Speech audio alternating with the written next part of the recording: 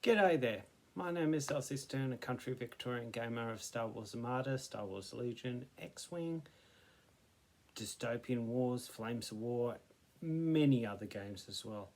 Today is a very short video of where are my plans at the moment. I have completed quite a lot of my painting and assembly for my Star Wars Legions that I purchased over the Christmas break.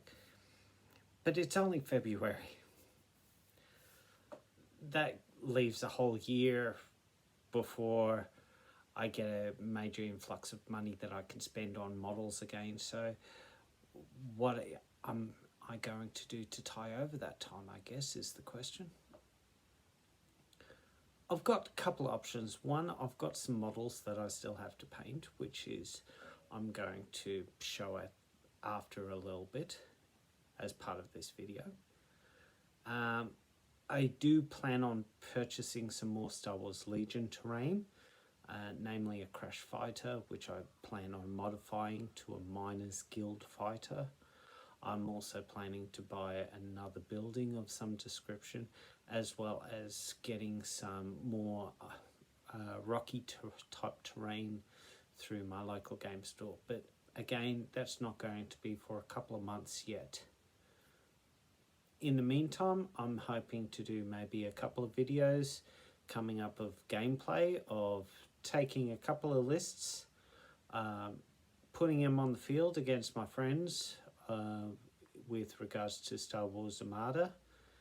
And also I will be looking at doing a repaint job of my Dystopian Wars now that the company has the original Spartan range has been discontinued and upgraded into the War Cradle range.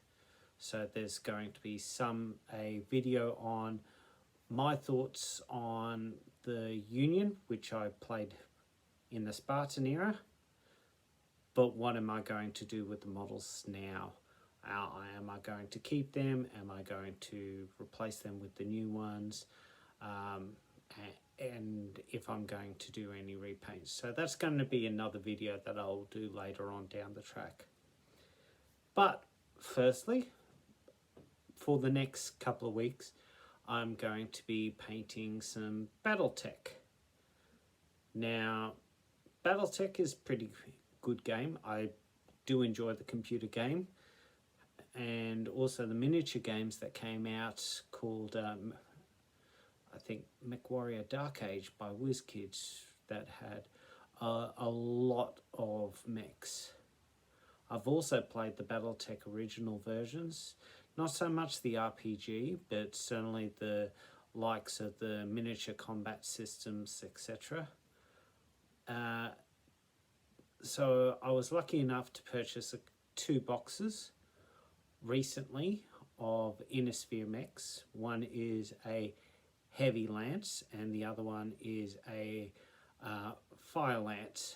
I will probably have to buy at least one more for a large scale Alpha Strike force, or I've got enough now to put on the table for a normal game of Battletech. But here I'm just going to switch the camera around and start showing you what I've done and give you a little bit of impressions of how I feel the model is and whether it's good or not. So first off, this is my Battletech Innisphere Heavy Lance. I've got in the back Banshee, Centurion, in the front Hatchet Man and a Grasshopper. As you can see, I haven't started painting them at all. They come in this nice grey plastic, nice and light, all one piece. Generally, the models aren't bad. I haven't found any damage with them. I have heard a couple of people have purchased them and just had like small breakages in transit, but they've been able to repair them most of the time or get replacements. So obviously the Banshee is a larger model. I think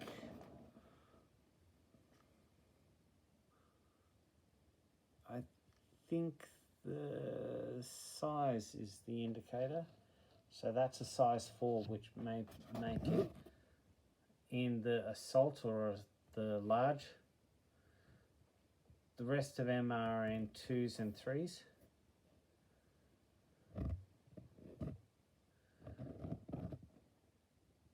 So they all look good. I've been a big fan of the Hatchet Man for a while, and also the good old Centurion from the Mech Warrior days of Dark Age. I've also got this unit over here, which is the actual fire lance.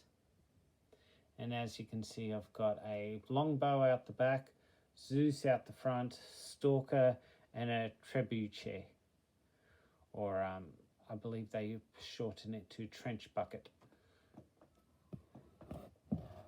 The idea that I'm planning on using this faction for is I'm going to paint them up in this black and red scheme and work on getting some decals for the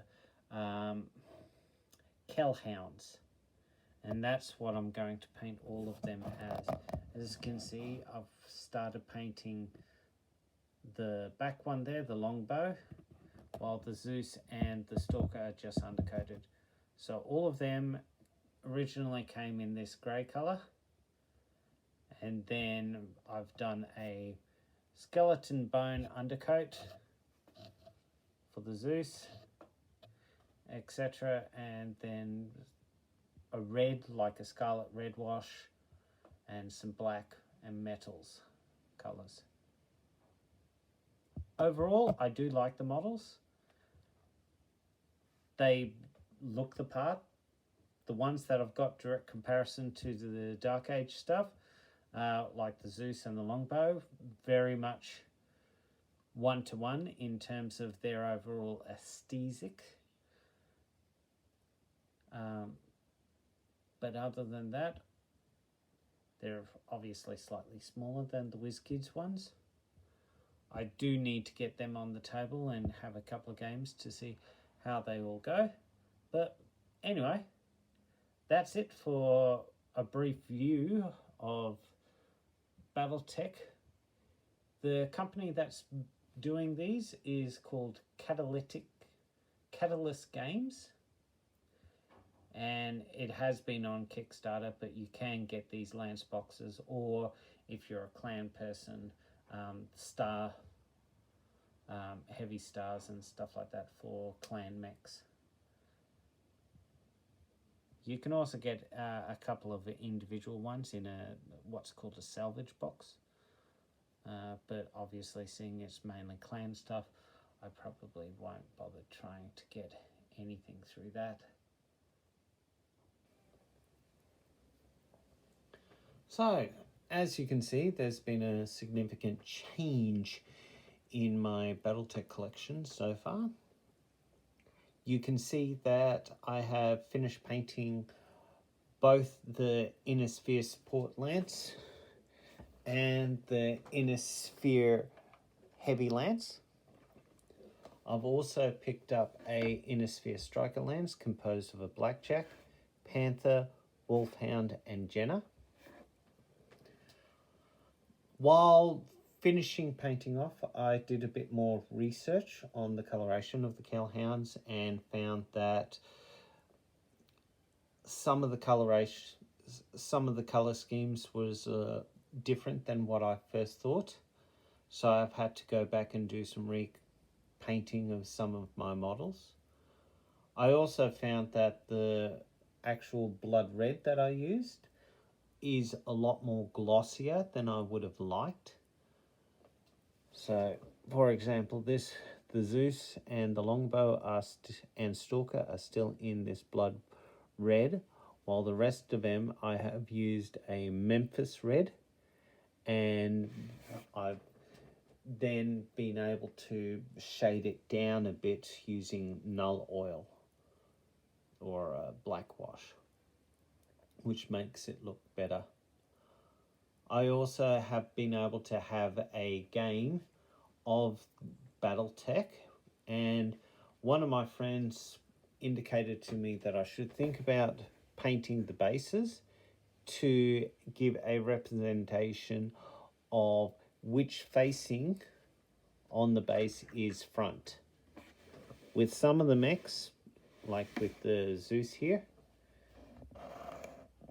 you can see that although the stance of the model appears to be almost off center, that's because the gun is pointing out this direction. So by having the base colors painted the way it is, I'll be able to gameplay represent which side is front, which is side, which is rear, etc. I've also managed to put some money down for the recent Catalyst Games Mercenary Kickstarter, in which I am going to be getting a number of mechs, enough to do probably at least a company, maybe a company and a half, of Kellhounds, which I should receive sometime end of the year into next year.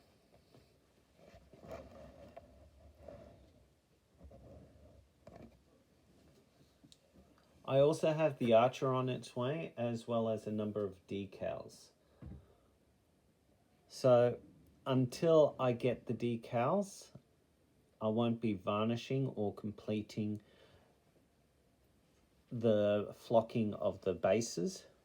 I'm planning on doing a bit of light sand on all the bases because I'm planning on getting the Savannah pack, matte pack, as part of my pledge tier, and optional add-ons. And I think they'll all tie in pretty well together if I do that. So that is pretty much it for me.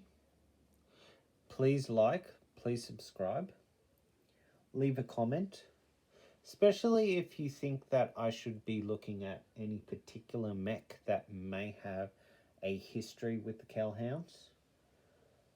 I know that I don't have too many in the way of assault mechs. The only one that I've got there is the Grasshopper, I think is a heavy, while the Banshee out the back is an assault.